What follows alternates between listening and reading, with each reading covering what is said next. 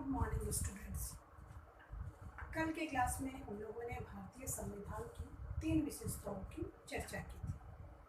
संघवाद, संसदीय शासन व्यवस्था, निष्पक्ष एवं स्वतंत्र न्यायपालिका। आज हम लोग जो है 3 अन्य विशेषताओं के बारे में बात करेंगे। सबसे पहली जो विशेषता है वह है मौलिक अधिकार। भारतीय संविधान भारत के नागरिकों को और भारत में रहने वाले लोगों को बहुत सारे अधिकार देता है। इन अधिकारों को हम लोग मौलिक अधिकार कहते हैं।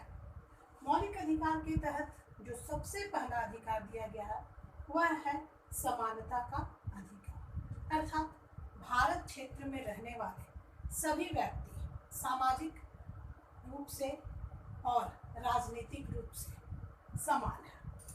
कोई भी व्यक्ति के साथ लिंग, जाति या धर्म, वंश आदि के आधार पर किसी भी प्रकार का भेदभाव नहीं किया जा सकता।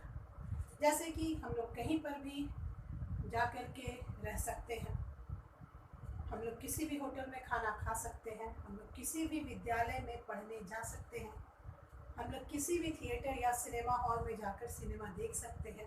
और इन सब के बाद सबसे बड़ी समानता का अधिकार हम लोगों को मिला है कि एक व्यक्ति को एक वोट देने का अधिकार मिला है, यानी कि भारत के सभी नागरिक वोट देने का अपना अधिकार रखते हैं, जो ये प्रूफ करता है कि भारत के सभी नागरिक समान हैं। दूसरा जो अधिकार है स्वतंत्रता का अधिकार।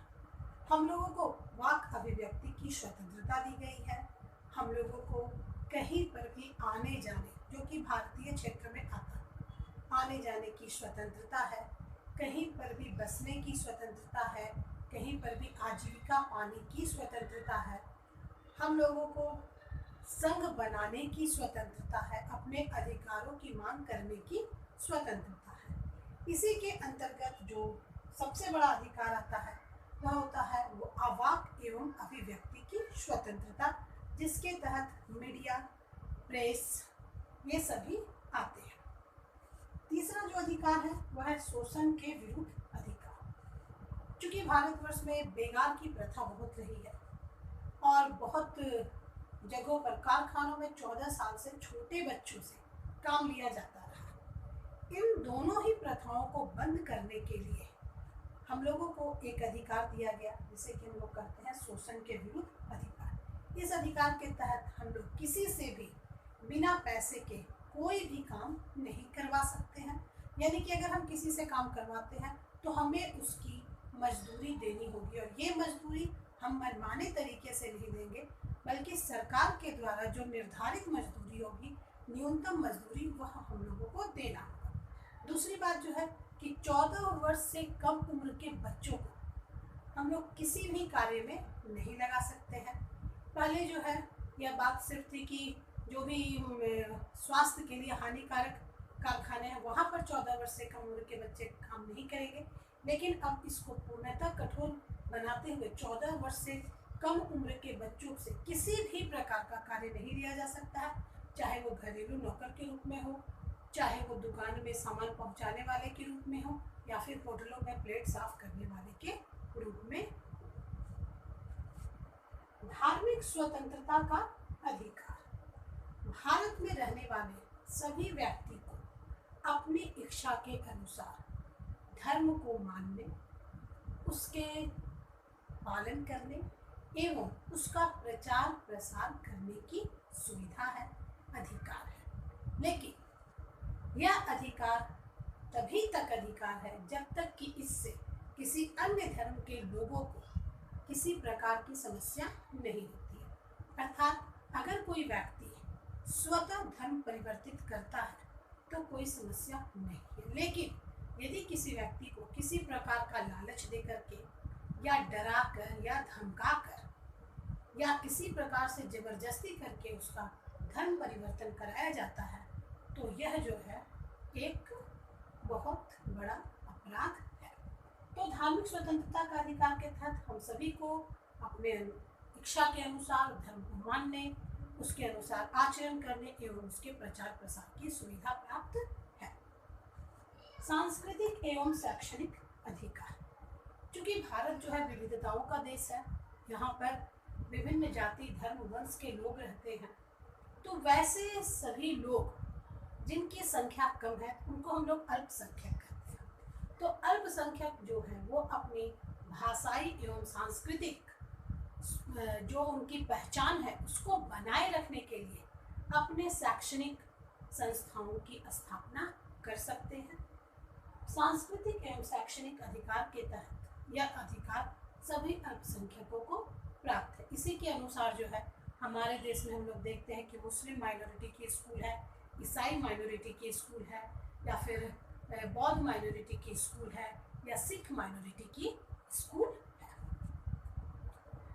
अगला जो अधिकार है जो कि इन पांचों से सबसे महत्वपूर्ण अधिकार है वह है संवैधानिक उपचार का अधिकार। अर्थात हमें जो मौलिक अधिकार दिए गए हैं, यदि यह मौलिक अधिकार हमें नहीं प्राप्त हो रहे हैं या हमें इसे प्राप्त करने में किसी भी प्रकार की असुविधा हो रही है, तो हम लोग डायरेक्ट न्यायपालिका के पास जा सकते हैं। यह मौलिक अधिकार से संबंधित कोई भी शिकायत हम लोग उच्च न्यायालय या उच्चतम न्यायालय में सीधे कर सकते हैं, पत्र के माध्यम से कर सकते हैं या अन्य माध्यमों से कर सकते हैं। अर्थात कि संवैधानिक उपचार का अधिकार दे करके हमारे ये बाकी जो 5 अधिकार हैं उन अधिकारों को सुरक्षित कर दिया गया है। इसके अलावा आप लोगों का जो एक नया अधिकार है शिक्षा का अधिकार, जिसे कि 21 क में लाया गया है, उसमें यह साफ बात कही गई है कि 6 से 14 वर्ष के जो भी बच्चे उनको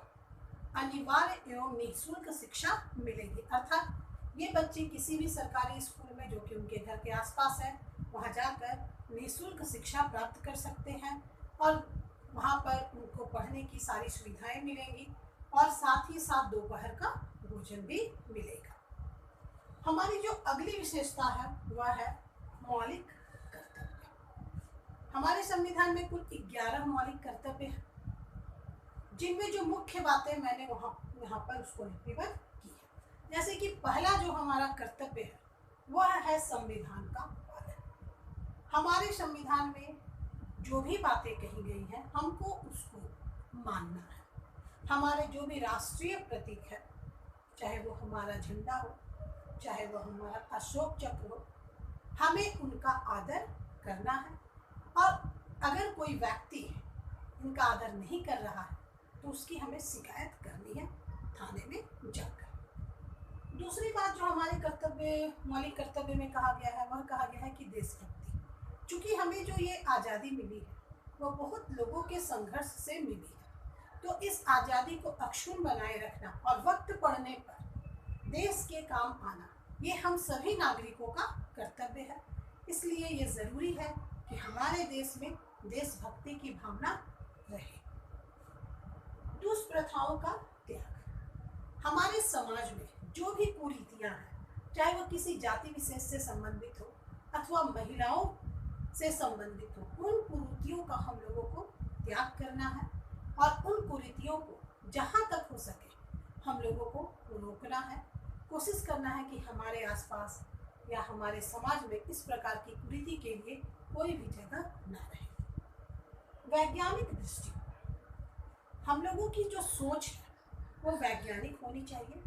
अर्थात किसी भी चीज़ को सिर्फ आंख बंद करके हमें स्वीकार नहीं करना है। यदि कोई चीज़ है तो क्यों है और कैसे है, इनके बारे में सोच कर ही किसी चीज़ को अपनाना है। यह हमारे समाज के लिए कितनी फ़ायदेमंद होगी, यह हमारे देश के लिए कितनी फ़ायदेमंद होगी, इन बातों को सोच कर ही हमें कोई काम करना चाहिए।